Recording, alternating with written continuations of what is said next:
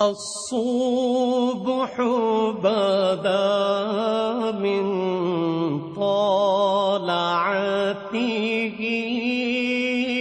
والليل دجى من وفرته نحمده ونصلي على رسوله الكريم اما بعد فقد قال الله تبارك وتعالى كما ورد في سورة الأعراف اعوذ بالله من الشيطان الرجيم بسم الله الرحمن الرحيم فالذين آمنوا به وعزروه ونصروه واتبعوا النور الذي انزل معه اولئك هم المفلحون صدق الله العظيم رب اشرح لي صدري ويسر لي امري واحلل عقدة من لساني يفقهوا قولي اللهم ربنا الهمنا رشدنا واعذنا من شرور انفسنا اللهم صل على عبدك ونبيك ورسولك وحبيبك وخليلك محمد وبارك وسلم وصلی وسلم وبارک علی جمیع الانبیاء والمرسلین وعلی ملائکتک المقربین وعلی عبادک الصالحین وعلینا معہم یا ارحم الراحمین آمین یا رب العالمین۔ محترم وائس چانسلر صاحب، اساتذہ کرام، عزیز طلباء و طالبات، السلام علیکم ورحمۃ اللہ وبرکاتہ۔ آج جو مجھے موضوع دیا گیا ہے اس کے لیے میں نے سورہ اعراف کی آیت نمبر 157 کا آخری ٹکڑا جو ہے وہ آپ کو سنایا ہے۔ اس کا ایک پس منظر ہے وہ جان لیجیے۔ آپ کو معلوم ہے کہ جب حضرت موسیٰ بنی اسرائیل کو لے کر مصر سے نکلے ہیں، اس کے بعد مرحلہ آیا کہ اللہ تعالیٰ نے حضرت موسیٰ کو کوہ طور پر طلب فرمایا تورات عطا کرنے کے لیے۔ ان کی غیر حاضری میں ایک فتنہ کھڑا ہوا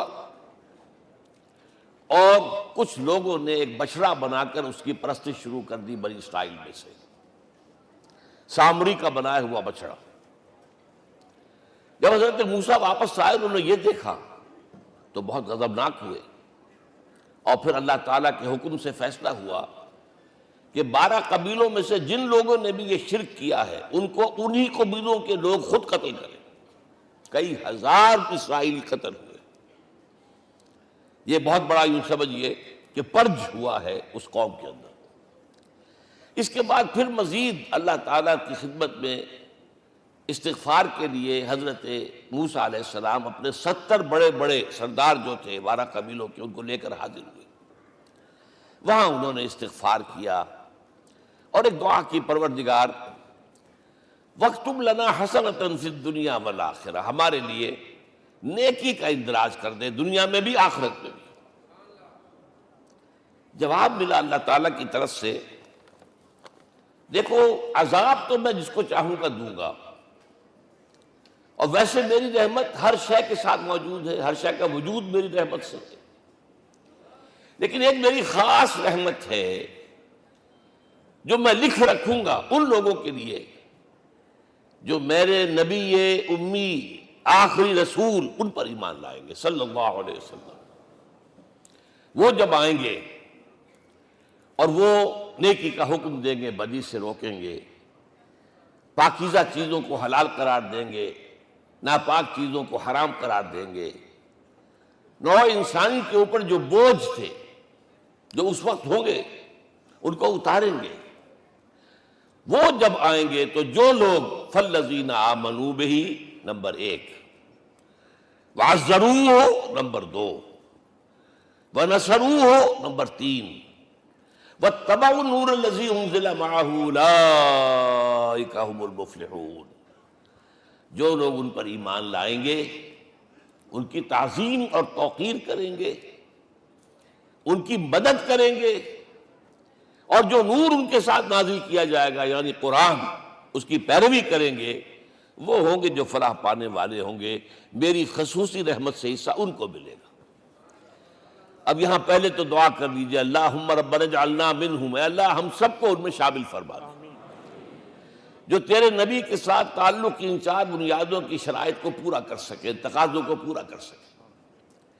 اب ذرا ان میں سے ایک ایک کو لیجئے۔ ایمان، جانی پہچانی چیز ہے ایمان جسے کہتے ہیں، اس کی تشریح میں جانے کی ضرورت نہیں، وقت بھی محدود ہے، لیکن ایک بات سمجھنے کی ہے بہت ضروری۔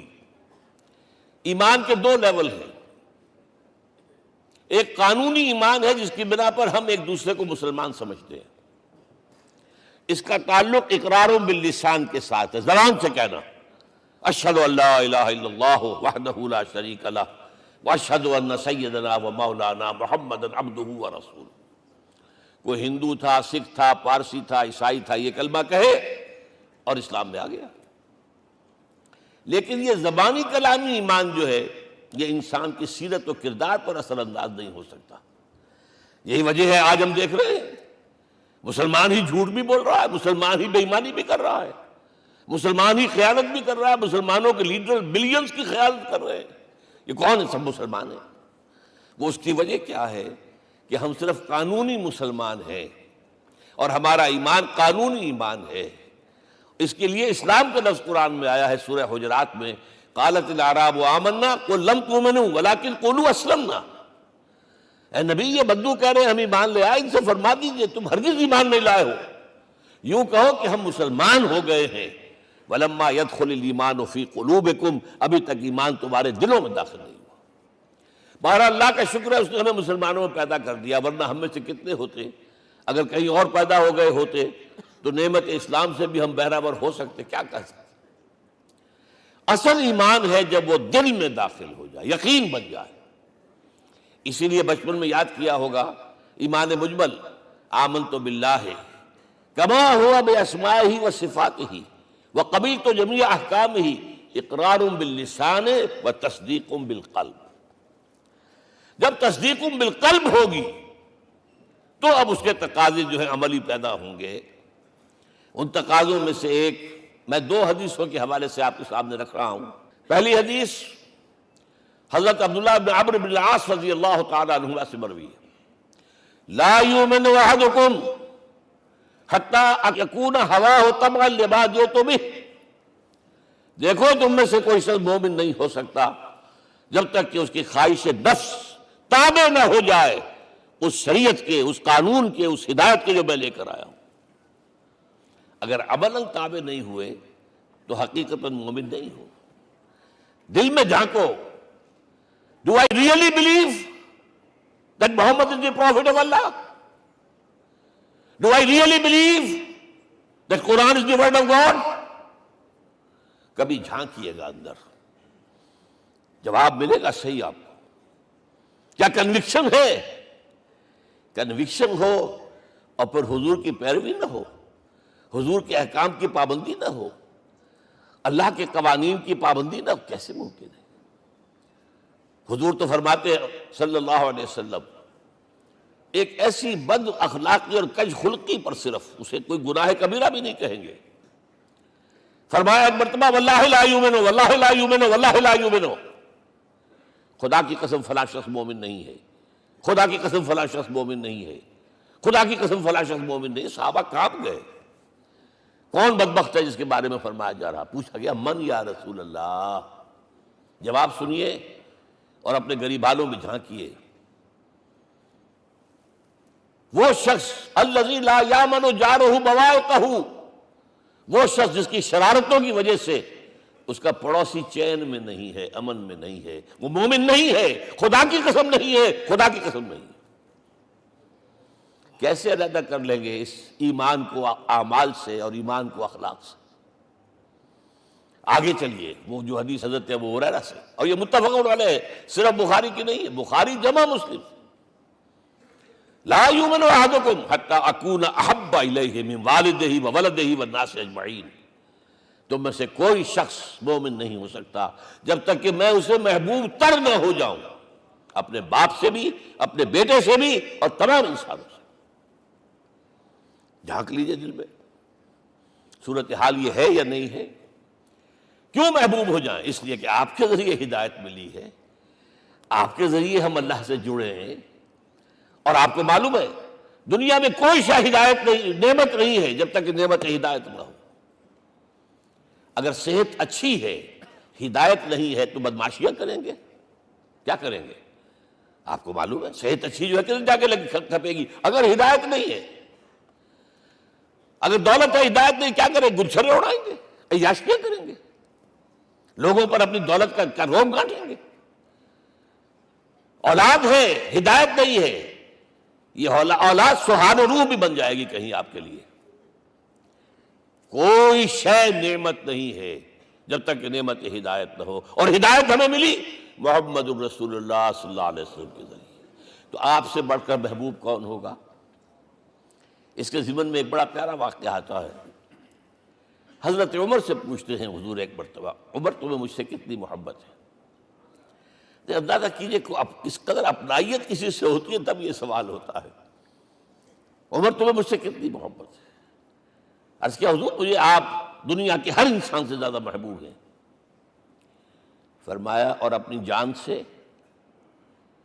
ذرا سا توقف کیا، دل میں جھانکا، ہاں حضور اب میں یہ بھی کہتا ہوں کہ میری جان سے بھی زیادہ عزیز ہے مجھے۔ آپ نے فرمایا الان عمر اب پہنچے ہو جو مقام ہے، اب درکار ہے، جو مطلوب ہے۔ تو محبت اس درجے کی، اطاعت اس درجے کی اگر نہیں ہے تو ایمان نہیں ہے۔ ہاں قانونی ایمان ہے، اب مسلمان ہے، اللہ کا شکر ہے، بہت بڑا فضل ہے۔ اب اگلے بات پر آئیے، الضروح، ان کی توقیر، ان کی تعظیم کرے۔ یہ تعظیم کس درجے میں؟ اب وقت بہت کم ہے، میں صرف آپ کو سورہ حجرات سے مثال دے رہا ہوں۔ فرمایا گیا یا ایھا الذین آمنوا لا ترفعوا اصواتکم فوق صوت النبی ولا تجہروا لہ بالقول کجہر بعضکم لبعض ان تحبط اعمالکم وانتم لا تشعرون۔ اے ایمان والو، کبھی اپنی آواز کو حضور کی آواز سے بلند تر نہ کر دینا۔ کبھی جس طرح بلند آواز سے ایک دوسرے سے بات کرتے ہو ایسے نہ کر بیٹھنا، مبادا تمہارے سارے اعمال حق ہو جائیں اور تمہیں پتہ بھی نہ چلے۔ تم تو کہو گے میں نے کوئی گناہ کبیرہ تو نہیں کیا، میں نے کوئی ڈاکہ نہیں ڈالا، چوری نہیں کی، کوئی زنا نہیں کیا، کوئی شراب نہیں پی، لیکن یہ سوء ادب لا ترفعوا اصواتکم فوق صوت النبی ولا تجہروا لہ بالقول کجہر بعضکم لبعض ان تحبط اعمالکم وانتم لا تشعرون۔ یہاں ایک میں عملی بات بھی آپ کے سامنے رکھ دوں، صحابہ کے بارے میں تو بات سمجھ میں آ گئی کہ اپنی آوازیں پست رکھیں۔ ہم کیسے کریں؟ ہمارا ایک طرز عمل ہونا چاہیے۔ اگر کسی گفتگو میں کوئی شخص کہ حضور نے یہ فرمایا ہے، کبھی یہ نہ کہے میں نہیں مانتا، ہاں توقف کر لیں، بھائی میں تحقیق کروں گا کہ واقعی یہ حدیث صحیح ہے یا نہیں ہے، ٹھیک، ضروری نہیں کہ جو کہہ دے مان لیں آپ۔ محدثین نے کتنی محنتیں کر کر کے چھانٹی کی ہے، لہذا یہ، لیکن فوراً اگر آپ لگا نہیں میں نہیں مانتا، یہ عقل کے خلاف ہے، یہ فلاں ہے، یہ وہ ہے، یہ ہے کہ جو آپ سوء ادب کے مرتکب ہو رہے ہیں نبی اکرم صلی اللہ علیہ وسلم کی بارگاہ میں۔ ہاں توقف کریں، غور کریں، تحقیق کریں، معلوم ہو کہ یہ حدیث پختہ نہیں ہے، مستند نہیں ہے، پھر دوسری بات ہے۔ اور یہ جان لیجئے ہمارا جو معاشرہ ہے اس کا ایک قانونی جو ہے احاطہ ہے۔ یہ بھی سورہ حجرات کی پہلی آیت ہے، یا ایھا الذین آمنوا لا تقدموا بین یدی اللہ ورسولہ۔ اللہ اور اس کے رسول کے احکام کا دائرہ ہے، اس کے اندر اندر رہو، باہر نہیں نکل سکتے۔ لیکن اس دائرے کے اندر ایک مرکزی شخصیت جس کی دل آویزی، جس کا حسن سلوک، جس کا حسن کردار، جس کا حسن اخلاق مرکز بن جائے، تمام لوگوں کی جذباتی محبت کا مرکز بن جائے، اگر یہ نہیں ہوگا تو معاشرہ مضبوط نہیں ہوگا۔ محض قانون اور دستور پر معاشرہ مضبوط نہیں ہوتا۔ کسی شخصیت، اب آپ کو معلوم ہے آخر ہندوستان کے معاشرے میں گاندھی کا ایک مقام ہے کہ نہیں ہے؟ آخر یہ سارا معاملہ چل رہا ہے اسی کے گرد کے نہیں؟ ماؤ زے تنگ کے معاملہ ہے کہ نہیں ہے؟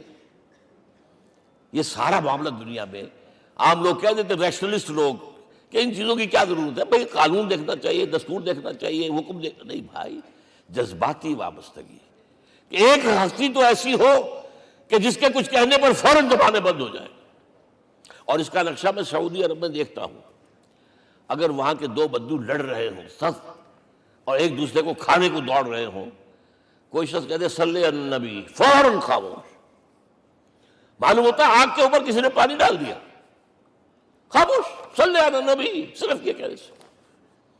یہ جذباتی وابستگی اگر محمد سے نہیں ہے صلی اللہ علیہ وسلم تو آپ کا معاشرہ کبھی مضبوط نہیں ہوگا۔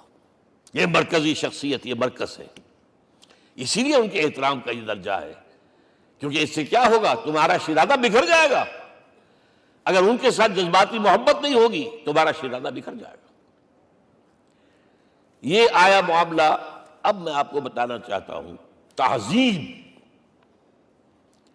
ہمارے ہاں اصل میں بدقسمتی سے ہم سیرت کی تقریریں کرتے ہیں، حضور کی عظمت بیان کرنے کی کوشش کرتے ہیں، کچھ لوگ تو خیر حضور کی زلفیں ہیں، حضور کی آنکھیں ہیں، حضور کی کملی ہے، حضور کا سایہ نہیں تھا وغیرہ، یہ باتیں اپنی جگہ ہیں، ہر چیز ٹھیک ہے، لیکن یہ جان لیجئے حضور کی اصل عظمت ایک نبی اور رسول کی حیثیت سے ہے، اور وہ شے وہ ہے جہاں جبرائیل کے بھی پر جل رہے ہیں، اس کی حقیقت کون جانتا ہے؟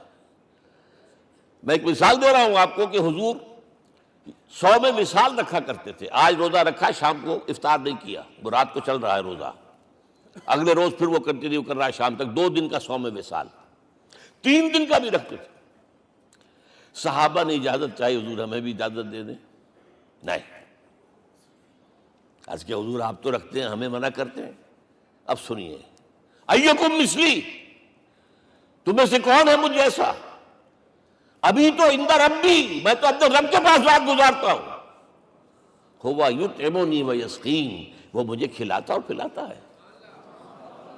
کیا سمجھیں گے ہم؟ کیا ہماری سمجھ میں آئے گا؟ یہ معاملہ نبوت کے جو اسرار و رموز ہیں، ان کا جو مقام اور مرتبہ ہے، وہ کوئی نبی پہچان سکتا، غیر نبی تو پہچان ہی نہیں سکتا۔ ایک ڈاکٹر کا کیا مقام ہے اپنے فن میں، وہ کوئی ڈاکٹر ہی سمجھ سکے گا نا، غیر ڈاکٹر کہاں سمجھے گا؟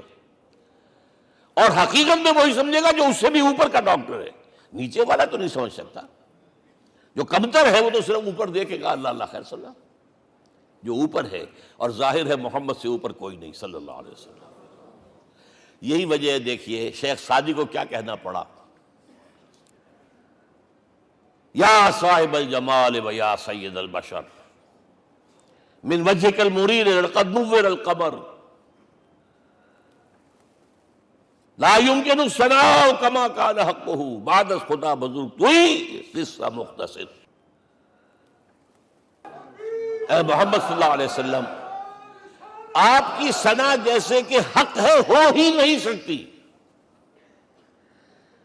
غالب اس سے بھی آگے گیا ہے، میں بات ابھی آپ کو سناتا ہوں شعر اس کا۔ آپ کی ثنا کا حق ادا ہو ہی نہیں سکتا، بس ہم یہ جانتے ہیں اللہ کے بعد آپ کا مقام۔ غالب جو آگے گیا ہے کہتا ہے، غالب ثنائے خواجہ بیزداں گزاشتیم، کہاں ذات پاک مرتبہ دان محمد است۔ اے غالب، ہم نے تو حضور کی ثنا تو اللہ کے حوالے کر دی ہے، اس لیے کہ وہی ذات پاک جانتا ہے مرتبہ محمد کا کیا ہے صلی اللہ علیہ وسلم۔ ہم بیان کرنے کی کوشش کریں گے تو توہین کر بیٹھیں گے۔ ایک لطیفہ ہے، ایک بیچارہ کوئی دیہاتی کہیں پھنسا ہوا تھا کسی جگہ، تھکا ہوا چل رہا تھا، ڈپٹی کمشنر صاحب جا رہے تھے، کار میں بٹھا لیا۔ اب اس نے کہا، پتر تینوں اللہ پٹواری کرے۔ اب اس غریب کے جو ہے اس کے ذہن میں تو پٹواری سے اوپر تو کچھ ہے ہی نہیں، اس کے قلم سے جو ہے ادھر کا انتقال ادھر ہو گیا، ادھر کی ضرور ادھر چلی گئی۔ تو ڈی سی کو وہ تعریف کر رہا ہے اپنے سمجھ کے مطابق، پٹواری کرے تو ہم کہیں پٹواری والا معاملہ نہ کریں۔ ہاں، ایک پہلو ایسا ہے جس کے حوالے سے حضور کی عظمت ہماری سمجھ میں آئے گی۔ حضور ایک انسان کی حیثیت سے کیا تھے، ایک باپ کی حیثیت سے آپ کا کیا طرز عمل تھا، ذرا یاد کیجئے۔ جگر گوشہ رسول حضرت فاطمہ بطول رضی اللہ تعالیٰ عنہ وہ حاضر ہوتی ہے، ابا جان دیکھیے چکی پیس پیس کر یہ گھٹے پڑ گئے میرے ہاتھ میں، کہ کنویں سے پانی لاتی ہوں، مشکیزیں کہ یہاں پر بندیاں پڑ گئی۔ حضور اب تو عام لوگوں پر بھی آسانیاں ہیں، لوگوں کے ہاں غلام آ گئے ہیں، کنیزیں آ گئی ہیں، مال و دولت آ گئی ہے، مجھے بھی کوئی غلام کنیز عطا ہو جائے۔ اور آپ کو معلوم ہے یہ لخت جگر، نور چشم، محمد کی سب سے پیاری بیٹی صلی اللہ علیہ وسلم، کوئی شک نہیں اس میں، فاطمہ، کیا بیتی ہوگی حضور کے قلب پر۔ لیکن فرمایا کیا بیٹی، یہ دنیا کی چیزیں ہمارے لیے نہیں ہیں، میں تمہیں اس سے بہتر شے دیتا ہوں، تسبیح فاطمہ، ہر نماز کے بعد 33 مرتبہ سبحان اللہ، 33 مرتبہ الحمدللہ، 33 مرتبہ اللہ اکبر کہہ لیا کرو۔ لیکن سوچ لیجئے دل پر کیا گزری ہوگی صلی اللہ علیہ وسلم۔ حضرت عائشہ سے پوچھئے، حضرت خدیجہ سے پوچھئے، حضور کیسے شوہر تھے؟ آپ سے زیادہ خواتین کے حق میں نرم، گھر کے کام کا جھاڑو دے رہے ہیں، کپڑے جو ہیں بوسیدہ انہیں سی رہے، گھر میں بیٹھے ہوئے، یہ کام کرتے تھے۔ بہرحال ایک بات میں آپ سے عرض کروں، آپ انسان کی جس حیثیت کا بھی ذہن میں تصور کریں گے وہ ساری حیثیتیں محمد میں موجود ہیں صلی اللہ علیہ وسلم۔ محمد حاکم کی حیثیت سے بھی ہیں، محمد سپہ سالار کی حیثیت سے بھی ہیں، محمد قاضی القضات بھی ہیں، محمد ہیڈ آف دی اسٹیٹ بھی ہیں،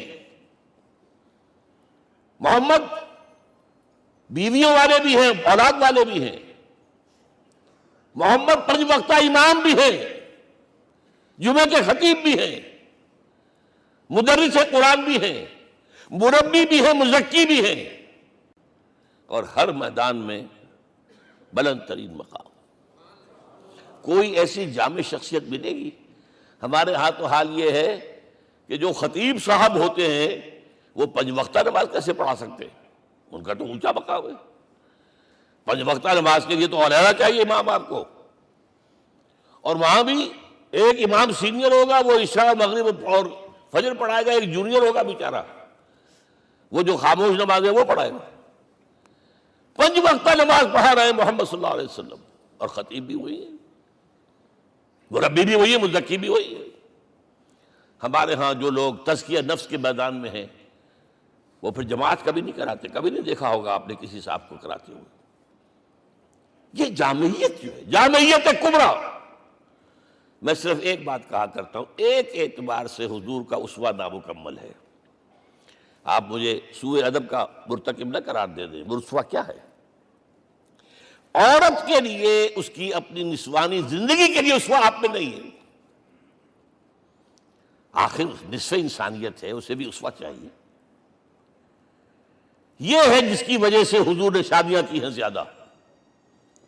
خواتین کے لیے اسوہ حضور کے ازواج مطہرات ہیں، اور ان میں سب سے بڑھ کر جو بالکل یوں سمجھیے کہ آغاز کے اندر نوجوانی میں آ گئی ہیں حضور کی خدمت میں، نہایت ذہین و فطین، انہوں نے پھر عورت کی زندگی کے لیے حضور کا جو طرز عمل تھا وہ انہوں نے بیان کیا نا۔ اس لیے سورہ احزاب کے اندر اس کا تذکرہ ہے، جہاں یہ آتا ہے لقد کان لکم فی رسول اللہ اسوۃ حسنہ، وہیں پر یا نساء النبی لستن کاحد من النساء، اے نبی کی بیویوں تم عام عورتوں کے مانند نہیں ہو، تمہیں تو اسوہ بننا ہے امت کے لیے۔ اب اس سے اگلا قدم میں بڑھا رہا ہوں آگے، اور اس کے ساتھ جڑ جائے گی تیسری بات۔ تیسری بات کیا ہے؟ وَنَصَرُوهُ، اس کی مدد کریں صلی اللہ علیہ وسلم۔ پہلی بات تو یہ نوٹ کیجئے، حضور انتہائی غیور انسان تھے، انتہائی غیور۔ یہ کہا جاتا ہے کہ اگر حضور گھوڑے اس میں سوار ہوتے تھے اونٹ پر اور آپ کا کوڑا نیچے گر گیا تو آپ یہ کسی سے نہیں کہتے تھے کہ ذرا یہ میرا کوڑا مجھے پکڑا دینا، یہ بھی گوارا نہیں تھا، آپ اونٹ بٹھا کر نیچے اتر کر اپنا کوڑا خود اٹھاتے تھے۔ کسی سے اپنے ذاتی کام کے لیے کوئی مدد مانگنا امکان ہی نہیں۔ بلکہ ایک واقعہ تو وہ ہے جب بھی میں تذکرہ کرتا ہوں میری آنکھوں میں آنسو آ جاتے ہیں، یہ ہجرت کے وقت کا واقعہ ہے۔ آپ کو معلوم ہے حضور نے تمام مسلمانوں کو مکے سے جانے کی اجازت دے دی، چلے جاؤ مدینے، چلے جاؤ مدینے، آپ خود تھے موجود، اس لیے کہ رسول اپنے مقام کو نہیں چھوڑ سکتا وداؤٹ ایکسپریس پرمیشن فرام اللہ سبحانہ وتعالی۔ اب حضرت ابوبکر پوچھ رہے ہیں حضور اجازت آ گئی؟ نہیں آئی. آ گئی نہیں آئی، دن گزر رہے ہیں. حضرت عائشہ کی روایت ہے کہ ایک روز ہم نے دیکھا دوپہر کے وقت آ رہے ہیں حضور، کپڑے سے اپنا سر جو ہے ڈھانپا ہوا ہے. عرب میں دوپہر کے وقت وزٹ کرنا جو ہے یہ ان کے خلاف دستور ہے، ان کی تہذیب کے خلاف ہے. یہ قیلولے کا وقت ہوتا. تو حیران ہوئے. آتے ہی فرمایا ابوبکر ہجرت کی اجازت ہو گئی. اب انتہائی خوشی سے اور بڑی امید میں کہ بڑی شاباش ملے گی، حضرت ابوبکر فرماتے ہیں، عرض کرتے ہیں حضور میں نے 2 اونٹیاں تیار کر رکھی ہیں، خوب کھلا پلا کے انہیں فرما کیا ہوا ہے، یہ ہجرت میں ہمارے کام آئے گی. حضور تھوڑا سا توقع فرماتے ہیں، پھر کہتے ہیں اچھا ٹھیک ہے، ایک میں استعمال کروں گا لیکن میں اس کی قیمت ادا کروں گا. حضرت ابوبکر رو پڑے. حضور مجھ سے یہ مغایرت، سائے کے تناب کے ساتھ رہنے والا، اس سے یہ مغایرت، ذرا سے اشارے پر اپنی کم سن بیٹی پیش کر دی نکاح کے اندر، اس سے یہ مغایرت. رو پڑے. لیکن حضور کی اپنی غیرت تھی، میں قیمت دوں گا. اب بتائیے مدد کا کے لیے درکار تھی؟ مدد تھی ان کے مشن کے لیے. مشن 2 حصوں میں تھا. اس کو جانیے، آج کچھ علمی باتیں آ رہی ہیں. حضور کے مشن کے 2 حصے، ایک ابتدائی جو تمام انبیاء اور رسول کا تھا، ایک تکمیلی جو صرف محمد کا صلی اللہ علیہ وسلم. ابتدائی کیا ہے؟ اللہ کی طرف دعوت، تبلیغ. جو دعوت قبول کر لیں ان کے لیے بشارت، بشیر کہ تمہارے لیے آخرت میں جنت ہے، نعمتیں ہیں. رد کر دیں ان کے لیے نذیر، خبردار کرنے والے، جہنم کے لیے تیاری کر لو. داعی اللہ، اللہ کی طرف بلانے والے. سراجا منیرا، روشنی کے چراغ. یہ حیثیتیں مشترک ہیں تمام انبیاء کرام.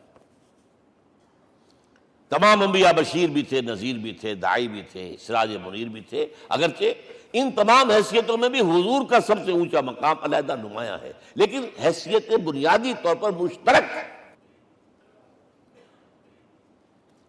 ایک حیثیت تکمیلی،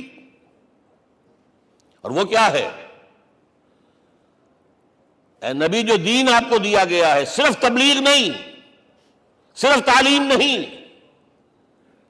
اس کو قائم کر کے دکھاؤ نظام زندگی کی حیثیت سے. 3 مرتبہ قرآن میں یہ الفاظ حضور کے لیے آئے ہیں، هو الذی ارسل رسولہ بالہدی ودین الحق لیظہرہ علی الدین کلہ. 3 دفعہ سورہ توبہ میں یہ الفاظ آئے، سورہ صف میں یہ الفاظ آئے، سورہ فتح میں یہ الفاظ آئے. وہی اللہ جس نے بھیجا ہے اپنے رسول کو صلی اللہ علیہ وسلم، الہدا قرآن حکیم، ہدایت کاملہ، اور نمبر 2 دین حق. یہ 2 چیزیں دے کر بھیجا. کس لیے؟ تاکہ اس دین کو غالب کرے پورے نظام زندگی پر. یہ معاملہ ذرا سوچئے. اور یہ حضور کے لیے 3 دفعہ، اور کسی اور نبی کے لیے 1 دفعہ بھی نہیں. قرآن مجید کے اس نقطے کو ذہن نشین کر لیجیے. اصل میں یہ کیا ہے؟ اسے ہم یوں کہیں گے، ایک ہے نبوت و رسالت، ایک ہے تکمیل نبوت و رسالت. ہمارے ہاں ختم نبوت کے اوپر تو زور دیا گیا ہے، اور صحیح دیا گیا ہے، ایمان کا ہمارا جز ہے. حضور کے بعد کسی نے بھی دعویٰ کیا نبوت کا، وہ جھوٹا، کذاب، دجال. جس نے مانا وہ بہرحال دائرہ اسلام سے خارج ہے، اور جو بھی کچھ ہوا کرے وہ. یہ چونکہ قانونی بات تھی اس لیے اس کا حق ادا کیا علماء کرام نے. واقعہ یہ ہے کہ اس میں کوئی کمی نہیں رکھی، لیکن حضور کی فضیلت اس میں نہیں ہے. فرض کیجئے کہ نبوت چلی آ رہی تھی ہموار طور پر، ایک جگہ آ کے ختم ہو گئی، تو فضیلت کون سی ہوئی؟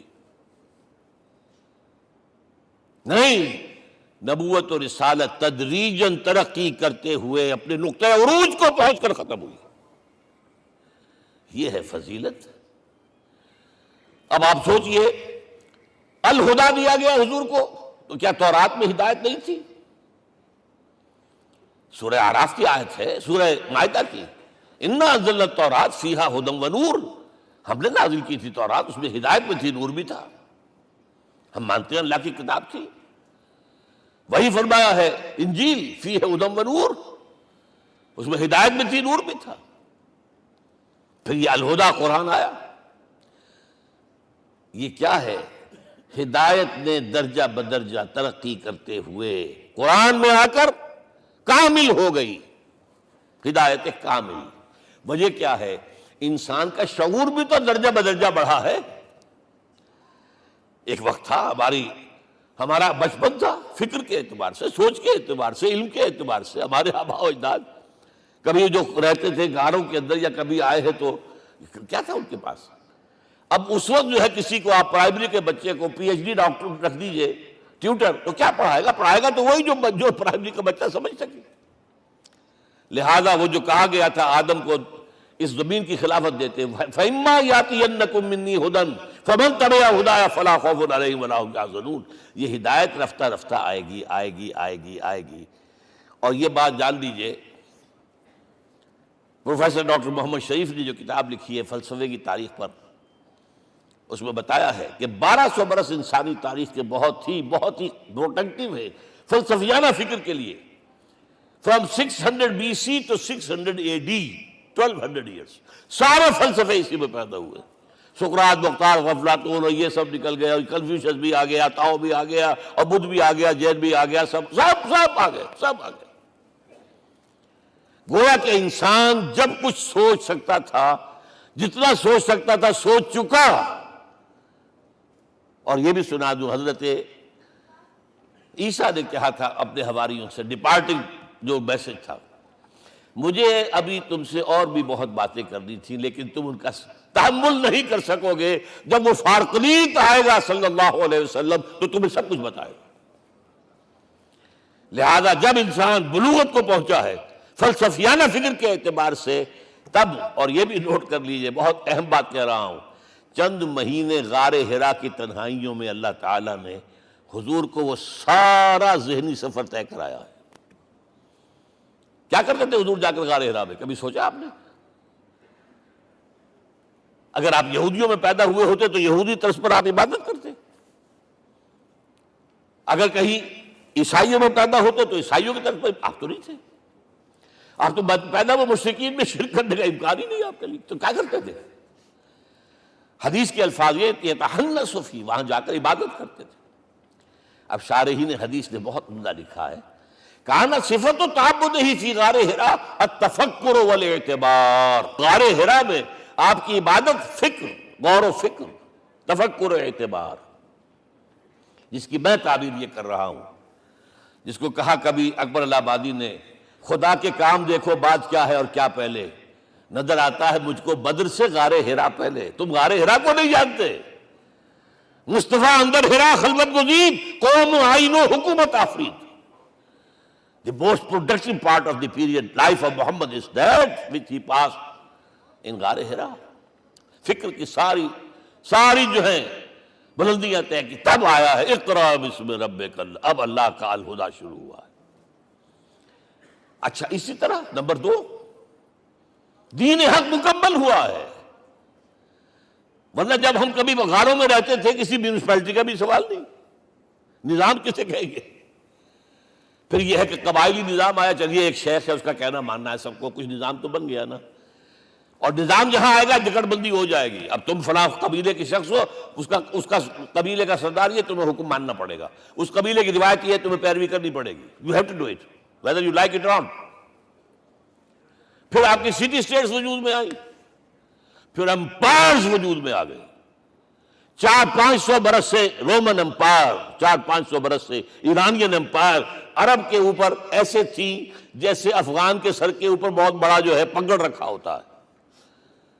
کتنا بڑا ہوتا ہے؟ وہ کسی نے شعر کہا بھی تھا، مجھے تو اب یاد نہیں، کہ سر پہ باندھے ہوئے پورا افغانستان۔ میرا خیال ہے ضمیر جعفری۔ تو کیا تھا یہ جزیرہ نما عرب، یہ جزیرہ کہلاتا ہے، الجزیرہ، الجزیرہ، اس لیے کہ نیچے آپ کو معلوم ہے بحیرہ عرب، ادھر جو ہے خلیج آ رہی ہے آخر تک، ادھر سے بحیرہ قلزم جا رہا ہے، اور پھر خلیج عقبہ آ گئی ہے، تو یہ سارا جو ہے جزیرہ نما ہے، اس سے پیننسولا۔ لیکن عرب اوپر دو اور ہیں، عراق عرب، شام عرب۔ عراق عرب پر قبضہ ایران کا، شام عرب پر رومیوں کا۔ اور جب یہ سلطنتیں بن گئیں تو گویا کہ انسان شکنجے میں آ گیا۔ ظلم، محنت کرے کسان، عیش کرے جاگیردار، اور بادشاہ محل بنائے، لگان وہاں سے آ رہا ہے۔ از جفائے دے خدایاں کشتے دہ خانہ خراب، کرگے پر بیٹھا ہوا کوئی کھدر بن رہا ہے، ٹیکس دو۔ بادشاہ محل بھی بنائے گا، یاشیاں بھی کرے گا، سارا نسوانی حسن جو ہے کوہ قاف کا لے آئے گا اپنے ہاں، اور پھر فوج بھی رکھے گا، ذرا تم نے گردن اٹھائی تو تمہاری سرکوبی کرنے کے لیے فوج تیار ہے۔ یہ جب جکڑ بند آئی ہے انسان پر، تب محمد کو بھیجا گیا ہے۔ دلی بیٹر، اسے آزاد کرانے والا،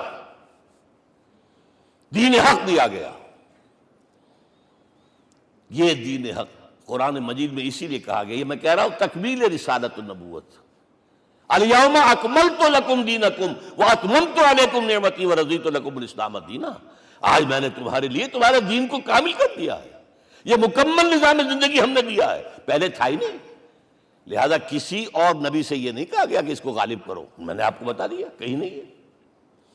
نہ نوح، نہ ہود، نہ صالح، نہ ابراہیم، نہ موسیٰ، نہ عیسیٰ، کوئی بھی نہیں۔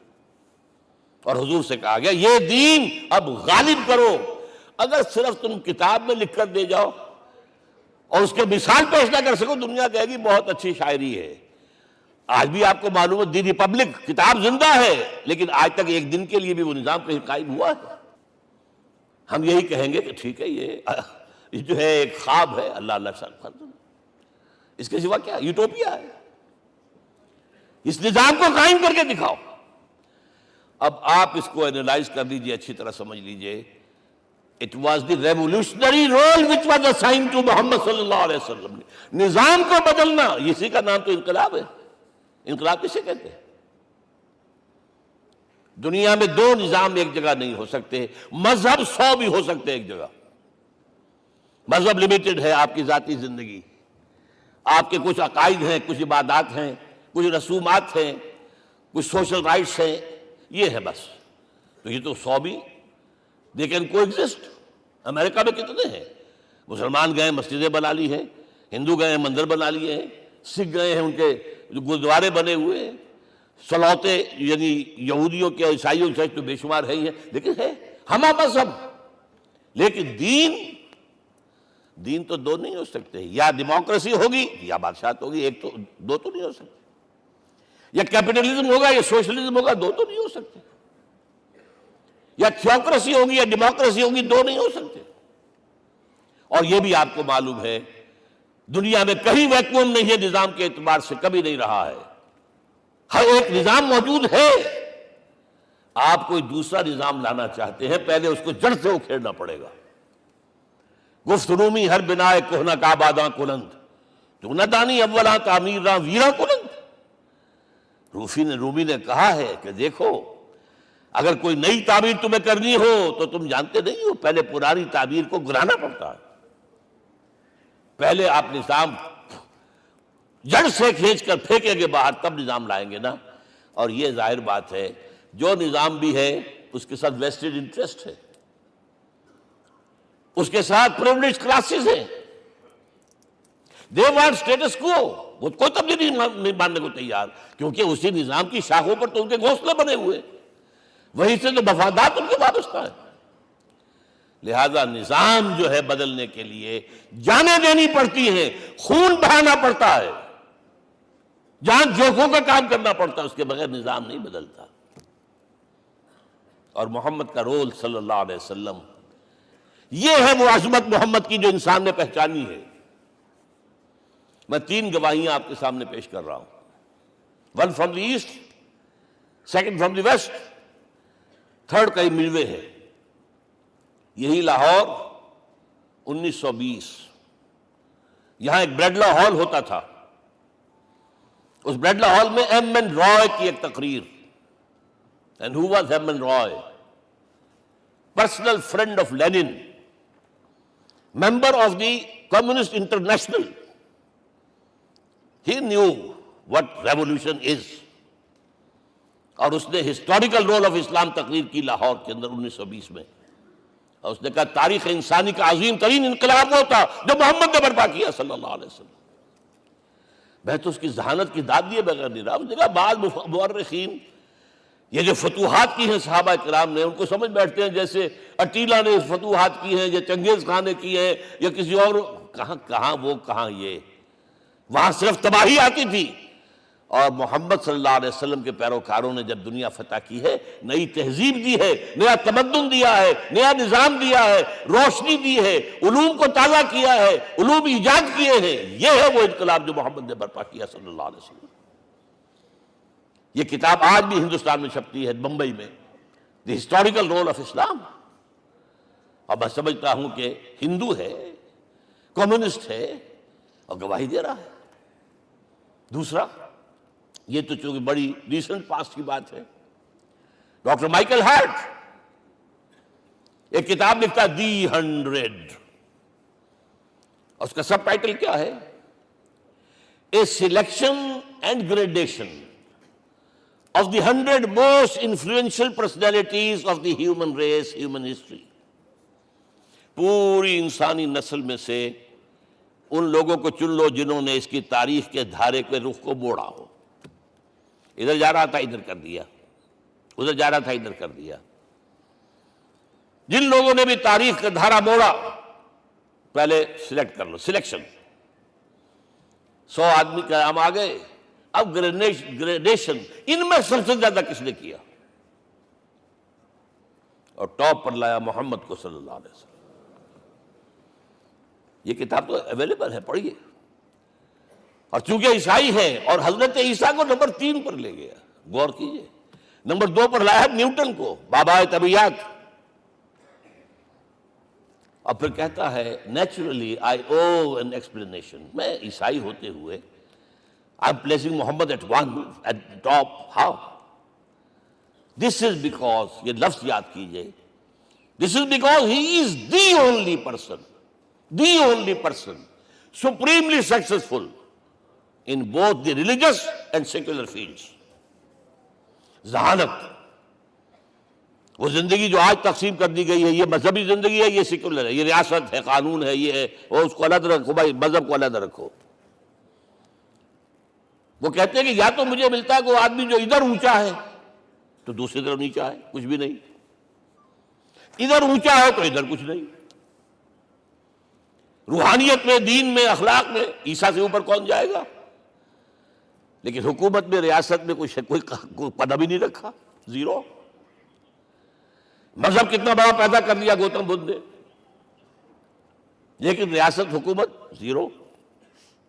اور بڑے سے بڑے جو ہیں شہنشاہ اور بڑے سے بڑے کانکرس، کوئی چلا آیا ہے، آپ سوچئے جو گریک آ رہا ہے، جو سکندر اعظم کہاں سے چل کر مقدونیہ سے کہاں پہنچ گیا؟ بیاس تک۔ اٹیلا کہاں سے پہنچ گیا؟ مشرق سے مغرب تک۔ لیکن مذہب و اخلاق کے اندر زیرو نہیں بلکہ مائنس ویلیو لانی پڑے گی۔ ایک ہی انسان ہے، آپ کم سے کم give credit to his honesty۔ ایک ہی انسان، دو ہے ہی نہیں۔ He is the only person supremely successful in both the religious and the secular fields۔ اب آئیے تیسری میں گواہی دے رہا ہوں ایک ایسے شخص کی جو ویسے شاتم رسول ہے، گالیاں دی ہیں اس نے، بدترین گالیاں دی ہیں، رقیق حملے کی، جیسے رشدی نے کیے ہیں، ایسے تسلیمہ نسیم نے کیے ہیں، سب اس طرح کے کیے ہیں۔ وہ ایچ جی ویلز ہے، فکشن سٹوری رائٹر، ہسٹورین بھی ہے، 2 کتابیں ہیں اس کی تاریخ پر، تاریخ انسانی عالم، short history of the world and concise history of the world. جو رقیق حملے کیے ہیں میں اس کا ذکر نہیں اس لیے کر دیا کہ معلوم ہے وہ دشمن ہے، دوست نہیں ہے۔ اگر کسی کا دوست ہوگا تو تعریف کر ہی گیا، وہ دشمن ہے، میں اسٹیبلش کرنا چاہتا ہوں، ہی از انیمی۔ اور عربی زبان کا ایک مقولہ یہ ہے کہ الفضل ما شہدت بہ الاعداء، فضیلت تو وہ ہوتی ہے جس کی ایک گواہی دشمن دے۔ جب وہ آیا ہے concise history of the world میں، چیپٹر آخری حضور کا، جو حضور کے چیپٹر میں جو آخری بات، خطبہ حجۃ الوداع کو کوٹ کیا ہے، لا فضل لعربی علی عجمی ولا لعجمی علی عربی ولا لأحمر علی اسود ولا لأسود علی احمر الا بالتقوی۔ کسی عرب کو کسی عجمی پر کوئی فضیلت نہیں، کسی عجمی کو کسی عرب پر کوئی فضیلت نہیں، کسی گولے کو کسی کالے پر کوئی فضیلت نہیں، اور کسی کالے کو کسی گورے پر کوئی فضیلت نہیں، ہاں تقوی کے ساتھ فضیلت ہے۔ اب ذرا میرا ایک ایک لفظ نوٹ کیجئے، کیا لکھتا ہے اس پر؟ Although the sermons of human freedom, fraternity and equality were said before also, and we find a lot of these sermons in Jesus of Nazareth، مسیح ناصری حضرت عیسیٰ علیہ السلام کے ہاں بھی وعظ تو ہمیں بہت ملتے ہیں، but it must be accepted that it was Muhammad صلی اللہ علیہ وسلم who for the first time in history established a society based on these principles۔ انسانی حریت، اخوت، مساوات، اس کے وعظ کہنے تو بہت آسان ہے، تقریریں کرنی تو بہت آسان ہے، لیکن ان ویلیوز کو باقاعدہ اسٹیبلش کرنا ایک سوسائٹی میں ماننا پڑتا ہے، یہ اسے دینا پڑا ہے کریڈٹ جو بھی ہے۔ لیکن ایک بات نوٹ کر لیں، مبادہ کہیں آپ میرے بارے میں سوء ظن ہو جائے، تازہ ایڈیشن جو اب اویلیبل ہے اس میں سے یہ نکال دیے گئے ہیں، آج کے جو ان کے ایڈیٹرز ہیں ان کے حلق سے نیچے نہیں اتر رہے، اتنی بڑی حقیقت۔ آپ پنجاب لائبریری یا پبلک لائبریری سے جا کے پرانا ایڈیشن لیجئے، کنسائزیشن آف دی ورلڈ کے اندر آپ کو یہ الفاظ مل جائیں گے۔ Although the sermons of human fraternity, freedom and equality were said before also, and we have a lot of these sermons in Jesus of Nazareth, but it must be accepted that it was Muhammad sallallahu alaihi wasallam who for the first time in history established a society based on these principles۔ اب یہ جو mission میں نے آپ کے سامنے رکھا، ایک بنیادی مشن قرآن کی تبلیغ کرو، تبلیغ کرو، تبلیغ کرو، تبلیغ کرو، یا ایھا رسول بلغ ما انزل الیک من ربک وان لم تفعل فما بلغت رسالتہ۔ نمبر دو، جو دین حق دیا اسے غالب کرو، قائم کرو، نافذ کرو، اس کی مثال پیش کرو دنیا کے سامنے۔ ان دونوں میں مدد درکار تھی محمد الرسول اللہ کو، جیسے حضرت مسیح نے کہا تھا، وَإِذْ قَالَ عِيسَىٰ ابْنُ مَرْيَمَ لِلْحَوَارِيِّينَ مَنْ أَنصَارِي إِلَى اللَّهِ، کون ہے میرا مددگار اللہ کی راہ میں؟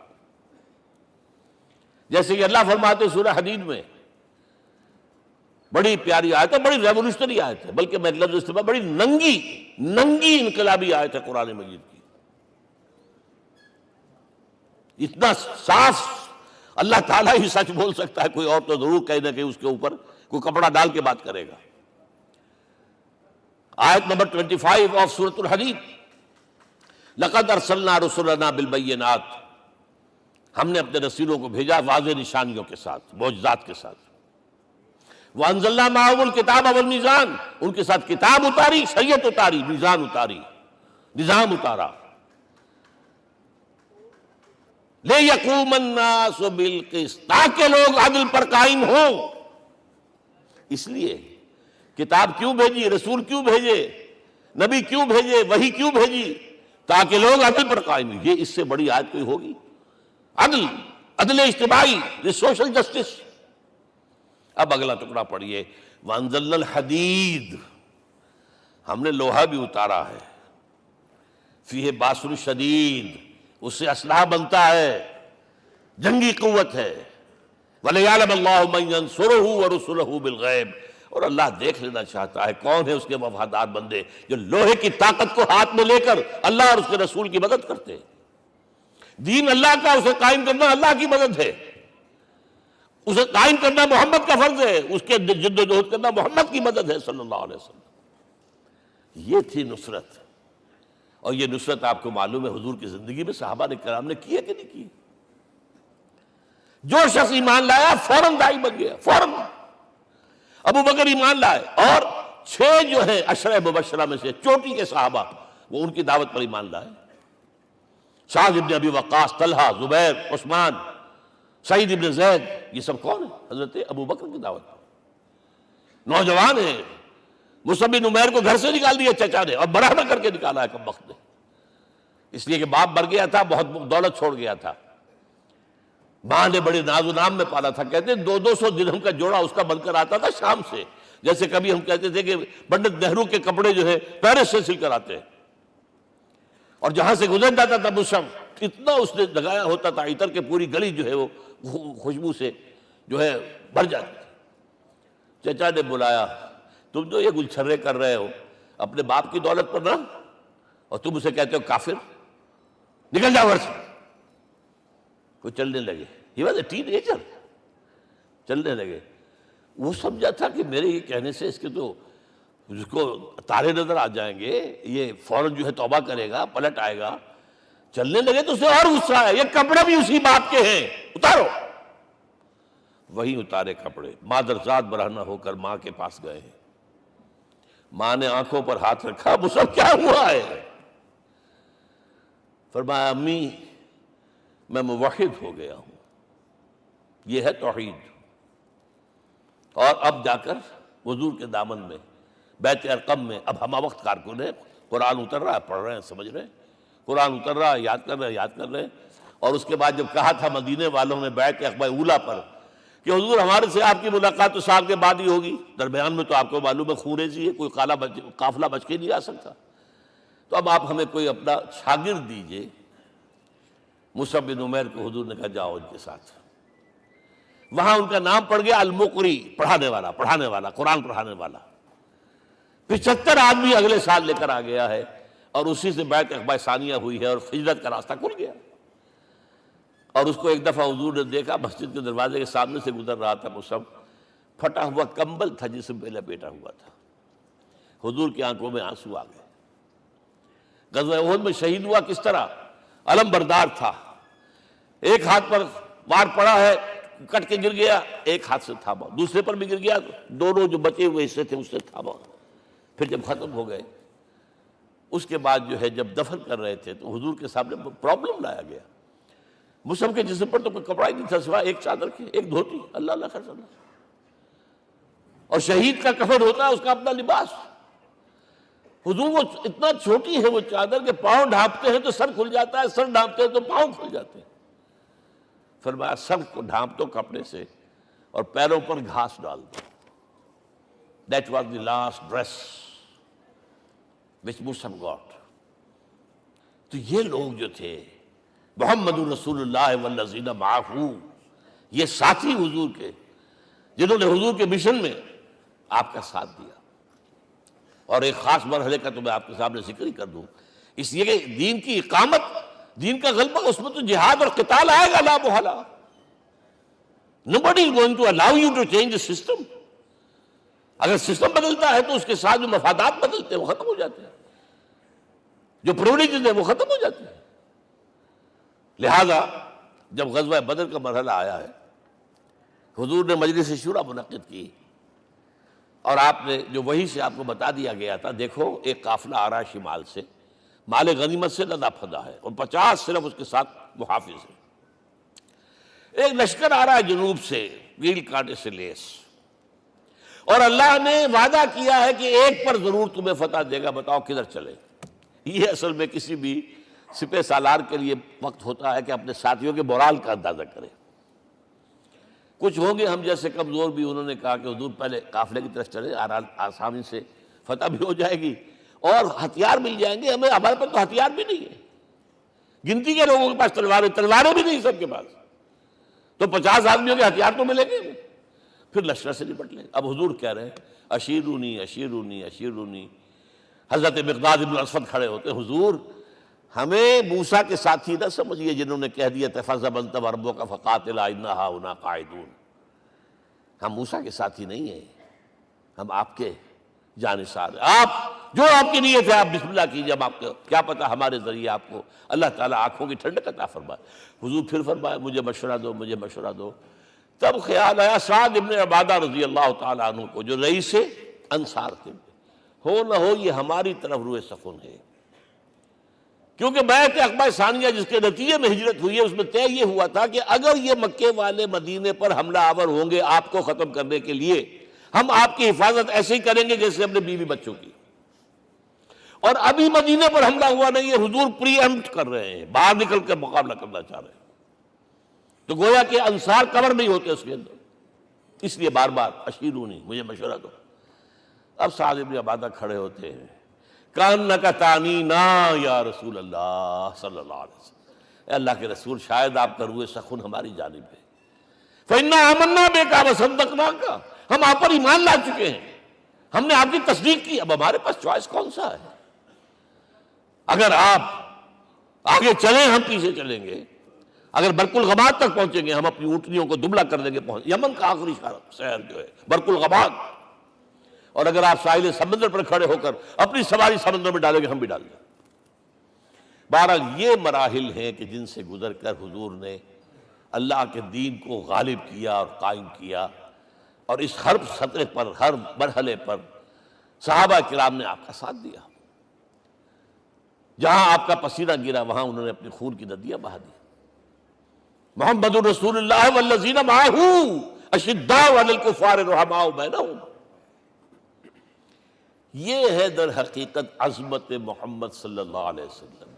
آج کے دور میں سمجھ لیجئے اچھی طرح، یہ دور جس کا کہ فاتح ہے حضور، فاتح سے مطلب افتتاح کرنے والے، اس دور میں اجتماعی نظام کی اصل اہمیت ہے۔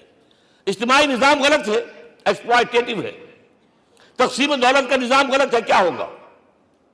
ایک طرف دولت جمع ہوگی، ایکومولیشن آف ویلتھ، ایک طرف بھوک، افلاس، فاقہ ہوگا۔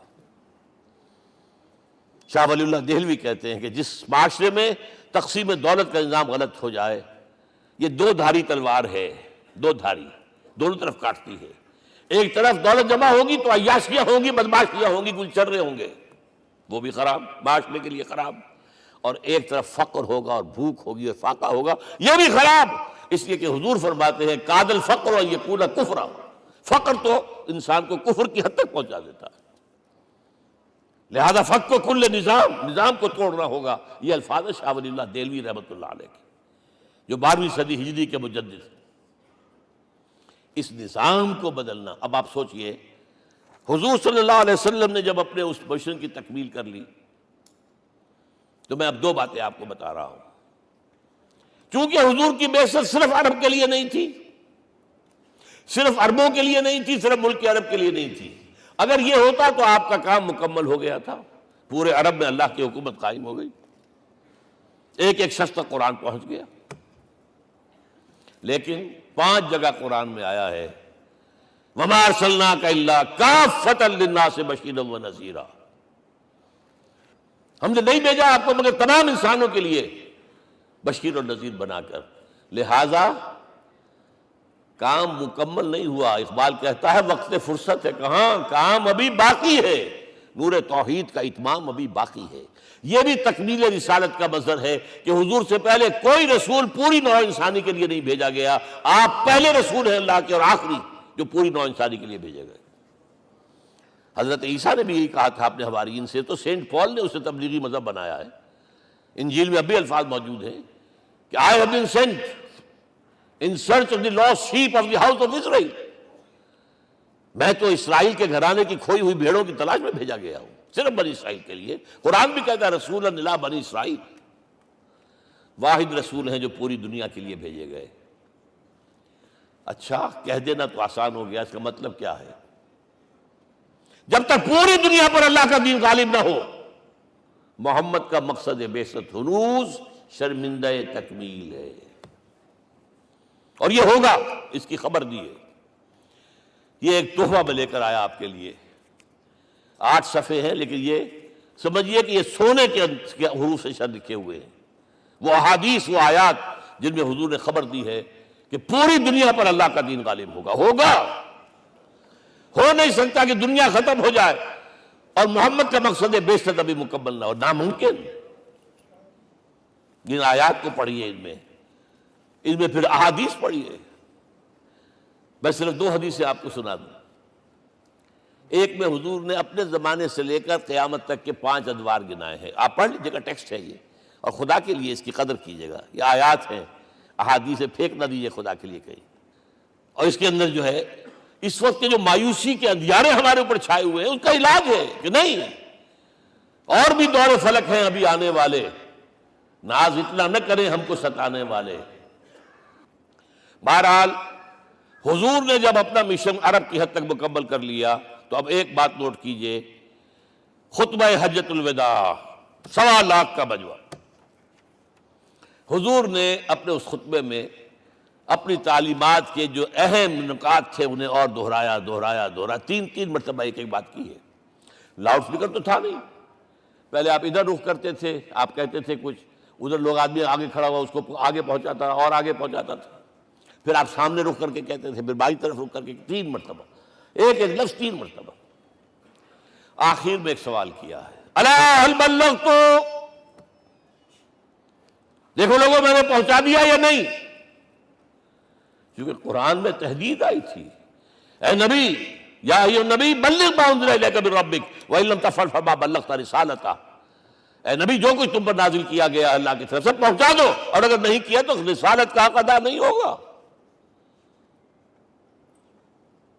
اور اس میں سورہ اعراف کی آیت نمبر 6 اگر پڑھ لیں، فَلَنَسْأَلَنَّ الَّذِينَ أُرْسِلَ إِلَيْهِمْ وَلَنَسْأَلَنَّ الْمُرْسَلِينَ، ہم ان سے بھی پوچھیں گے جن کی طرف رسولوں کو بھیجا، اور رسولوں سے پوچھیں گے ہم نے تمہارے پاس اپنا پیغام پہنچایا تھا، تم نے پہنچایا کہ نہیں لوگوں کو؟ اس لیے حضور نے گواہی دی، الا هل بلغت، دیکھو میں نے پہنچا دیا کہ نہیں؟ اور جواب کیا ملا؟ انا نشهد انك قد بلغت الرسالة واديت الامانة ونصحت الامة وكشفت الغمة، ہم گواہ ہیں حضور آپ نے رسالت کا حق ادا کر دیا، امانت کا حق ادا کر دیا، ہماری خیر خواہی کا حق ادا کر دیا، اور گمراہی کے اندھیرے جو ہے انہیں چھانٹ کر رکھ دیا۔ اب آپ نے آسمان کی طرف نگاہ کی، انگشت شہادت سے وہی 3 مرتبہ، اللہم اشہد اللہم اشہد اللہم اشہد، اللہ تو بھی گواہ ہے، یہ مان رہے۔ یہ ہے سائی آف ریلیف، یہ بوجھ جو میرے کندھے پر آیا تھا، انا سنلقی علیک قولا ثقیلا، یہ اب منتقل ہو گیا، اب امت کو منتقل ہوا۔ لہذا آخری لفظ کیا تھا؟ فَلْيُبَلِّغِ الشَّاهِدُ الْغَائِبَ، اب جو یہاں موجود ہیں ان کا فرض ہے کہ پہنچائیں ان کو جو یہاں نہیں ہے۔ میں صرف تمہارے لیے رسول نہیں ہوں، ایک فرد نوع بشر تک دنیا میں جو اس وقت ہے، اور ایک فرد نوع بشر جو آخر تک آئے گا قیامت تک، اس تک قرآن پہنچانا تمہارے ذمہ ہے۔ ہم نے نہیں پہنچایا، اسی لیے آج ہم اللہ کے عذاب میں ہیں۔ آج کیوں ذلیل کے کل تک نہ تھی پسند گستاخی فرشتہ ہماری جناب میں، 1.5 بلین مسلمان، لیکن عزت نام کی کوئی شے ہے؟ G7 G9 G11 G13 G15، کوئی مسلمان بھی ہے ان میں؟ نہ 3 میں نہ 13 میں، نہ G7 میں نہ G15 میں، نن۔ اتنی بڑی تعداد، سیکیورٹی کونسل میں کسی سیٹ کی امید ہے؟ نن۔ آپ کے وسائل پر ان کا قبضہ ہے، آپ کی ٹیکسیشن کے احکام وہاں سے آ رہے ہیں، ریٹس بڑھاؤ، چینی کے اس کے بڑھاؤ، اور فلاں کے بڑھاؤ، اور بجلی کے بڑھاؤ، اور تیل کے بڑھاؤ، کیا ہو رہا ہے؟ کیوں ذلیل ہے؟ اور نمبر 2، آج دنیا میں خون اگر بہ رہا ہے تو صرف مسلمان کا ہو گیا، مانند آب ارضا مسلمان کا لہو۔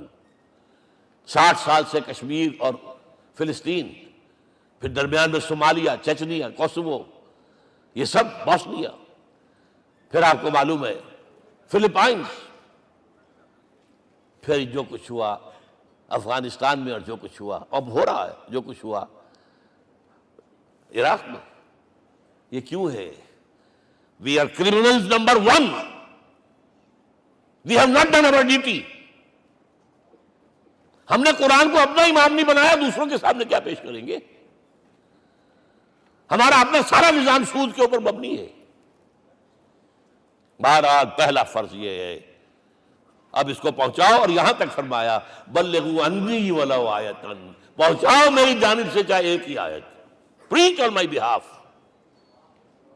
یہ کام جو ہے، جو کہا گیا تھا، واقعہ یہ کہ میں 50 برس سے کر رہا ہوں، یہ آج کی بات نہیں ہے۔ تکمیل اور تدوین فن میں جو بھی حفیظ کا حصہ ہے، نصف صدی کا قصہ ہے، 2-4 برس کی بات نہیں۔ میں میڈیکل کالج کے زمانے سے درس قرآن دے رہا ہوں، جب یہ طلبہ کے اجتماعات کے درمیان درس قرآن ہوتا تھا، جماعت اسلامی کا رکن تھا تو درس قرآن ہوتا تھا، اور اس کے بعد سے میری زندگی کا بیشتر وقت اس میں لگا، بیشتر اور بہتر۔ یہ حضور کا حکم ہے، پہنچاؤ میری جانب سے چاہے ایک ہی آیت پہنچاؤ۔ اچھا، نمبر 2، اب حکم دیا گیا، اس کی مثال میں دے رہا ہوں آپ کے سامنے۔ جب ایران کے ساتھ جنگ شروع ہوئی ہے تو سپہ سالار افواج ایران رستم نے وفد بلایا ایک، اے عربو، تم پہلے بھی ہم پر حملے کیا کرتے تھے، لیکن پہلے لوٹ مار کر کے واپس چلے جاتے تھے۔ یہ جان لیجئے یہ ہسٹری کا ایک موقع ہے خاص کہ ایک سیٹلڈ سویلائزیشنز ہوتی ہیں اور ایک وہ جو رہتے ہیں سطح مرتفع پر، وہاں پانی نہیں ہوتا، وہ فصل کہاں سے آ جائے گی، یا ریگستان میں جو وہاں بستے ہیں وہ کیا کرتے ہیں، وہ وقتاً فوقتاً جاتے ہیں، جھپٹا مارتے ہیں، لوٹ مار کرتے ہیں، لے کر وہاں سے دولت آتے ہیں، اسی پر ان کی گزارا تھا۔ تم پہلے بھی آیا کرتے تھے، لوٹ مار کر کے چلے جاتے، اس دفعہ پیچھا بھی چھوڑ رہے، وجہ کیا؟ ایسی پیاری، یہ کئی روایتوں میں آیا ہے، الفاظ مختلف ہو سکتے ہیں۔ جو مسلمان وفد کا سربراہ تھا اس کا جواب سنیے، انا قد ارسلنا، دیکھو رستم، پہلے ہم خود آتے تھے، اب ہمیں بھیجا گیا ہے، اللہ نے بھیجا محمد کو، محمد نے بھیجا ہمیں صلی اللہ علیہ وسلم۔ کس لیے؟ لنخرج الناس من ظلمات الجہالت الى نور الایمان ومن جور الملوک الى عدل الاسلام، اس لیے بھیجا گیا ہمیں کہ نوع انسانی کو شرک اور کفر کی جہالتوں سے نکال کر ایمان کی روشنی میں لائیں، اور بادشاہوں کے ظلم و ستم کے پنجے سے نجات دلا کر عدل اسلام۔ دیکھو ہمارا خلیفہ چٹائی پر بیٹھتا ہے، عمر رضی اللہ تعالیٰ عنہ، اس کے تو کوئی خدم و حشم نہیں ہے، کوئی باڈی گارڈ نہیں ہے۔ ایک آیا تھا سفیر ایران کا، مدینے میں آ کر گھوما پھرا، کوئی محل نظر نہیں آیا اسے، پوچھتا ہے مسلمانوں سے، اے نا ملک، بھائی تمہارا بادشاہ کہاں ہوتا ہے؟ جواب ملا، لیسا لنا ملکن بل لنا امیر، ہمارا کوئی بادشاہ نہیں، ہمارا امیر ہے۔ کہاں ہے بھائی؟ ہمارے بیت المال کے کچھ اونٹ گم ہو گئے تھے کہ بھائی ملے نہیں، ہمارا خلیفہ تلاش کرنے گیا۔ اب اس نے کسی کو لیا ہوگا، آئیڈینٹیفائی کر سکے، ڈھونڈ کر جا کر ایک جگہ دیکھا، دھوپ تیز ہو گئی تھی، حضرت عمر تھک گئے تھے، لہذا ایک درخت کے سائے میں اپنے کوڑے کا تکیہ بنا کر لیٹے ہوئے استراحت فرما رہے، کوئی خادم نہیں، کوئی خدم و حشم نہیں، کوئی باڈی گارڈ نہیں۔ اس وقت وہ کھڑے ہو کر کہتا ہے، عمر تم عدل کرتے ہو، تمہیں کوئی خوف نہیں ہے، ہمارے بادشاہ ظلم کرتے ہیں، لوگوں کا خون پیتے ہیں، انہیں ہر وقت ڈر رہتا ہے، انہیں اونچی اونچی فصیلیں چاہیے، انہیں باڈی گارڈ چاہیے، انہیں حفاظتی دستے چاہیے۔ یہ مثال پیش کی ہے نا، یہ کوئی فیری ٹیلز تو نہیں ہے، یہ تو آج کی تاریخ ہے، 1400 برس پرانی تاریخ ہے بھائی، کوئی پرانی نہیں ہے، کوئی 10,000 سال پرانی بات نہیں ہے۔ اور وہی عمر ہے، انہیں بلایا گیا ہے بیت المقدس، وہاں جو مسلمانوں کا محاصرہ تھا وہ طول کھینچ گیا، فصیل بہت اونچی مضبوط، اور اندر ہر طرح کا رسد بھی موجود ہے، راشن بھی ہے، پانی بھی ہے، عیسائیوں کا قبضہ تھا۔ عیسائی پادری آئے فصیل پر، مسلمانوں تم اگر قیامت تک بھی یہاں پڑے رہے محاصرہ کر کے، یہ کبھی فتح نہیں ہوگا شہر، ہاں یہ فتح ہونا ہے، ہماری کتابوں میں ہے، لیکن ایک درویش بادشاہ کے ہاتھوں فتح ہوگا، تمہارے اندر ہمیں وہ درویشی نظر نہیں آ رہی۔ وہ چونکہ کچھ عرصہ ہو گیا تھا، شام میں پہنچ گئے تھے، خربوزے کو دیکھ کے خربوزہ رنگ پکڑتا ہے، اچھا لباس پہننا شروع کر دیا، اور وہاں تھے امین هذه الامہ ابو عبیدہ بن الجراح رضی اللہ تعالی عنہ، یکے ازا شرع مبشرہ، ان کا فوراً کلک کیا، یہ بادشاہ مدینے میں بیٹھا ہوا تو ہے، یہاں سے ریکویسٹ کی گئی ہے آپ تشریف لائیے۔ اب 700 میل کا سفر ہے، کوئی ذاتی سفر نہیں، کسی بیٹے کے کنووکیشن میں کے لیے نہیں گئے، کوئی انٹوریج نہیں ہے، کچھ نہیں، ایک اونٹ، ایک خادم، اور اسی اونٹ پر راستے کا راشن، لہذا ایک آدمی بیٹھ سکتا ہے۔ اب ایک منزل خلیفہ اوپر تشریف فرما ہے اور خادم ہاتھ پکڑ کر آگے چل رہا، اگلی منزل خادم اوپر بیٹھا ہے اور خلیفہ ہاتھ پکڑ کے آگے چل رہا ہے۔ جب آخری منزل آئی ہے تو باری ہو گئی اس خادم کی، اس نے ہاتھ جوڑ دیے، خدا کے لیے لوگ دیکھیں گے، مجھے ماریں گے، تمہیں شرم نہیں آئی؟ خلیفۃ المسلمین جو ہے وہ آگے آگے تمہارے چل رہے تھے، تم براجمان تھے۔ حضرت عمر نے ڈانٹ پلائی، اب دوڑو دوڑو، نہیں، باری تمہاری ہے۔ وہ بیٹھا ہوا اوپر، حضرت عمر پھنکیل پکڑ کر آ رہے ہیں، اور بیچ میں کہیں کیچڑ آ گیا تھا، جوتیاں بھی ہاتھ میں پکڑی ہوئی ہیں۔ اب وہاں آتے ہی انہیں لے جایا گیا فصیل کے سامنے، انہوں نے اوپر سے اپنی کتابیں دیکھیں، ہاں یہی ہے درویش بادشاہ، یہ فتح نہیں ہوا تھا یروشلم، یہ ایک صلح کے طور پر انہوں نے دیا ہے، کھول دیا، آ جاؤ۔ اور انہوں نے شرط رکھوائی تھی کہ کہیں یہاں یہودیوں کو آباد نہیں ہونے دیں گے آپ۔ حضرت عمر نے اتنی رعایت کی تھی یہودیوں کے لیے کہ وہ یہاں آئیں، اپنے مقدس مقامات کی زیارت کر کے جا سکتے ہیں، لیکن یہاں سیٹل نہیں ہو سکتے، اس لیے وعدہ تھا۔ یہ وعدہ جو ہے سلطان عبدالحمید خان تک چلا ہے۔ بڑی سے بڑی رشوت پیش کی تھی زائنسٹ نے، تمہارے سارے قرضے ہم ختم کر دیں گے، تم جو ہے ہمیں فلسطین میں آباد ہونے کا حق دے دو۔ نہیں، جو معاہدہ عمر کا تھا اس میں میں کوئی ترمیم نہیں کر سکتا۔ تو یہ مثالیں ہیں جو پیش کی گئی ہیں۔ میں تو کہا کرتا ہوں، جب میں نے پڑھا تھا کہ کرنل جمال عبد الناصر کی بیٹی سائیکل پر جاتی ہے کالج، چون لائی کی بیٹی بھی سائیکل پر کالج جاتی ہے، احساس ہوا تھا عظمت ہے نا آخر، چاہے وہ کسی غیر میں ہو۔ اور واقعہ یہ ہے کہ میں بیان کرنے سے رہ نہیں سکتا، جب میں نے لال بہادر شاستری کے بارے میں سنا، he had no house in the whole of India۔ یہ تو بھارت کی ڈیموکریسی کا ایک معجزہ ہے۔ A person who doesn't own a house in the whole length and breadth of India and he rose to the position of prime minister۔ ہمارے ہاں کسی میونسپلٹی کا جو ہے ممبر نہیں بن سکتا، اس کی بیوی اپنے گھر میں خود کھانا پکاتی تھی، کوئی ملازم نہیں تھا۔ اور جب ہارٹ اٹیک ہوا ہے تاشقند میں، تو وہ جو مرتے دم بات کی ہے اس نے ماتا جی سے کی ہے، بیوی سے نہیں کی۔ یہ ہماری مشرقی روایات ہیں، ماں کا مقام۔ لیکن یہ تمام مثالیں جو ہیں، پوری نوع انسانی 10 مرتبہ پیدا ہو کر ختم ہو جائے، حضرت عمر والی مثالیں نہیں لا سکتے۔ رات کو گشت کر رہے ہیں، ایک جگہ سے رونے کی آواز آئی، معلوم ہوا کہ بچے ہیں، بھوکے ہیں، رو رہے ہیں۔ ماں سے پوچھا گیا کیا معاملہ ہے، کہ کیا کروں، کچھ نہیں ہے، میں نے یہ آنڈی چڑھا دی ہے، چولہے کے اوپر آگ جلا دی ہے، بچوں سے کہا بھائی کچھ پک رہا ہے، ذرا انتظار کرو، سو جائیں گے۔ کانپ گئے، ایسے گئے سیدھے بیت المال، آٹے کی بوری اپنے غلام سے کہا میرے کندھے پر رکھ، میں لے چلتا ہوں۔ نہیں، قیامت کے دن تم میرا بوجھ نہیں اٹھا سکو گے۔ اپنے کندھے پر بوری رکھ کر لائے ہیں، کھانا پکوایا، کھلایا بچوں کو۔ اب اگر حضور یہ کہے کہ سید القوم خادمہم، تو یہ حقیقت تھی کہ نہیں تھی؟ ورنہ اگر یہ مثال نہ آتی تو کہتے جی شاعری تو اچھی ہے، بہت اچھا شعر کہہ دیا، کوئی سردار بھی کبھی خادم ہوا ہے۔ اب یہ ہے کہ یہ نظام دنیا میں، بس آخری بات پہ میں آ گیا ہوں، یہ خوشخبریاں میں آپ کے ساتھ یہ تحفہ لے کر آیا، یہ پڑھیے کہ نظام دوبارہ آنا ہے۔ محمد کی پیشن گوئی غلط نہیں ہو سکتی، ہو صادق المصدوق صلی اللہ علیہ وسلم۔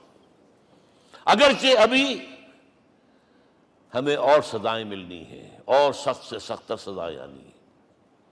ابھی آرمگڈون سر پر تنی ہوئی ہے، کھڑی ہوئی ہے، ملحمۃ العظمیٰ جسے حدیث میں کہا گیا۔ آرمگڈون پتہ نہیں آپ نے کبھی سنا ہے کہ نہیں سنا ہے؟ یہ بائبل کی آخری کتاب جو ریولیشن جان ہے، اس میں ہے کہ ایک بہت بڑی جنگ ہوگی، گریٹر اسرائیل بنانے کے لیے بہت بڑی جنگ ہوگی، and you set the stage has been set for that۔ NATO تیار اسی کے لیے ہو رہا ہے دوبارہ۔ کس لیے؟ نیٹو چیف سے پوچھا گیا تھا کہ تمہارا دشمن جو تھا USSR تو ختم ہوا، گھٹنوں کے بل پڑا ہوا ہے، اب کس کے لیے اس کو ایکسٹینڈ کر رہے ہو اور آرگنائز کر رہے ہو؟ اب ہمیں مسلم فنڈامنٹلسٹ سے نمٹنا ہے۔ یہ ہے وہ کروسیڈ جو شروع ہوئی۔ یہودی اور عیسائی نیو کنزرویٹوز، نیو کونس، یہ دونوں جڑے ہوئے ہیں، ایک 5 پوائنٹ ایجنڈا ہے ان کا جس پر دونوں کا اتفاق ہے۔ تو ابھی ہم پر بڑے برے وقت آنے ہیں، ہمیں سزائیں ابھی اور ملنی ہیں، لیکن ٹیبلز ول بی ٹرنڈ، دنیا میں اللہ کا دین قائم ہوگا، چاہے ابھی اور اپس اینڈ ڈاؤنز آئیں گے، لیکن ہوگا، لیکن ہوگی، وہ وقت آئے گا اللہ کا دین قائم ہوگا پوری دنیا میں۔ ایک حدیث میں آپ کو سنانے چلا تھا، حضرت ثوبان سے رضی اللہ تعالیٰ عنہ، مسلم شریف کی روایت ہے، حضور نے فرمایا ان اللہ زوالی الارض، اللہ نے میرے لیے پوری زمین کو لپیٹ دیا، فرائیت مشارقہا و مغاربہا، میں نے اس کے سارے مشرق دیکھ لیے، سارے مغرب دیکھ لیے، وَإِنَّ أُمَّتِي سَيَبْلُغُ مُلْكُهَا مَا زُوِّئَ لِي مِنْهَا، میری امت کی حکومت ان تمام علاقوں پر قائم ہو کر رہے گی جو اللہ نے زمین کو لپیٹ کر مجھے دکھا دیے. یہ ہونا ہے. And that is going to be the end of this world. Armageddon بھی آ جائے گی پہلے، ملحمۃ العظمیٰ بھی آئے گا، سزائیں بھی ملیں گی، بالآخر وہ ہوگا. لیکن آخری بات، میرے اور آپ کے لیے مسئلہ لمحہ فکریہ کیا ہے؟ میں اور آپ کہاں کھڑے ہیں؟ Are we on the side of Allah or on the side of America? بہرحال یہ تو جو اپس اینڈ ڈاؤنز آنے ہیں، میرے اور آپ میں سے ہر شخص کے سوچنے کی بات یہ ہے، یہ تو انقلاب تو آئے گا، حضور کے ذریعے سے آیا، کچھ لوگ حضور کے ساتھی بن گئے، ان کی دنیا بن گئی، آخرت بن گئی، قیامت میں کے بعد جو کچھ ملنا ہے اللہ تعالیٰ روح و ریحان و جنت النعیم. کچھ رہ گئے کہ چاہے سگا چچا تھا محروم رہ گئے، ابو لہب. آج بھی یہ قافلہ ادھر چل رہا ہے. اقبال نے بالکل ٹھیک کہا ہے کہ دنیا کو ہے پھر مار کا روح و بدن پیش، تہذیب نے پھر اپنے درندوں کو ابھارا، اللہ کو پامر دیے مومن پہ بھروسہ، ابلیس کو یورپ کی مشینوں کا سہارا. اور صحیح کہا ہے، آخری بات جو کہہ رہا ہوں، ایک نقطہ میرا رہ گیا ہے، وَاتَّبَعُوا النُّورَ الَّذِي أُنزِلَ مَعَهُ، چوتھی بات، اور یہ کہ وہ لوگ جو اس نور کا اتباع کریں گے کہ جو ان کے ساتھ نازل کیا قرآن، اس لیے کہ قرآن ہی ذریعہ ہے، آلہ انقلاب ہے. قرآن انسانوں کو بدلتا ہے، افراد کو، افراد مل کر جماعت بن کر وہ جو انقلاب برپا کرتے ہیں. بٹ انڈیویجول چینج، اقبال کے الفاظ میں چوں بجا در رفت جہاں دیگر شود، یہ قرآن اگر کسی کے باطن میں اتر جاتا ہے تو اس کے اندر انقلاب آ جاتا ہے. He is a change person from within. وَاتَّبَعُوا النُّورَ الَّذِي أُنزِلَ مَعَهُ. لیکن آخری دور کے بارے میں یہ چند اشعار سنا رہا ہوں. شب گریزاں ہوگی آخر جلوہ خورشید سے، یہ چمن معمور ہوگا نغمہ توحید سے، ہو کر رہے گا. اور پھر دلوں کو یاد آ جائے گا پیغام سجود، پھر جبیں خاک حرم سے آشنا ہو جائے گی. اور آنکھ جو کچھ دیکھتی ہے لب پہ آ سکتا نہیں. میں وہ حیرت ہوں کہ دنیا کیا سے کیا ہو جائے. آب روان کبیر تیرے کنارے کوئی دیکھ رہا ہے کسی اور زمانے کے خواب. وہ زمانہ آنا ہے، لیکن دیکھنا یہ ہے کہ میرا اور آپ کا اس میں کتنا حصہ ہے. اقول قولی ھذا واستغفر اللہ لی ولکم ولسائر المسلمین والمسلمات.